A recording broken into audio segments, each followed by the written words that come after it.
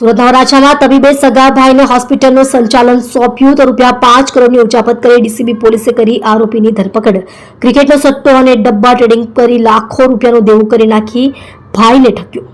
વરાછાની Italia hospital અને મોટા વરાછામાં પ્લેટિનિયમ પોઈન્ટમાં Italiya multi speciality hospital Ambe હોસ્પિટલનું ડોક્ટરે તેના સગા ભાઈને સંચાલન સોંપ્યું હતું, જેમાં સગાભાઈ બંને હોસ્પિટલમાંથી ₹4,94,00,000ની ઉચાપત કરી છે। આ અંગે તબીબ અનિલ ઇટાલિયાએ ક્રાઇમ બ્રાન્ચમાં ફરિયાદ આપી છે, જેના આધારે પોલીસે યોગેશ રાજા ઇટાલિયા રહે શ્રીપદ પાર્ક અરેના પાલ ગેલેક્સી રોડ મૂળ રહે 5 પીપળા ગામ ભાવનગરની સામે ઠગાઈનો ગુનો નોંધી ધરપકડ કરેલ છે। ઇકોસેલના સ્ટાફે જણાવ્યું કે ડોક્ટર અનિલ ઇટાલિયાએ વરાછા અને મોટા વરાછામાં ઇટાલિયા મલ્ટી સ્પેશિયાલિટી હોસ્પિટલ શરૂ કરી હતી, જેમાં સગોભાઈ યોગેશ ઇટાલિયા બંને હોસ્પિટલનો તમામ વહીવટ કરતો હતો।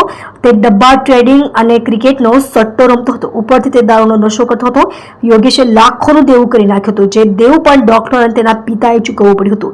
ડોક્ટરે સગાભાઈને સુધારવા માટે વરાછા અને મોટા વરાછાની બંને માલિકીની હોસ્પિટલનો વહીવટ તેને સોંપી દીધો હતો।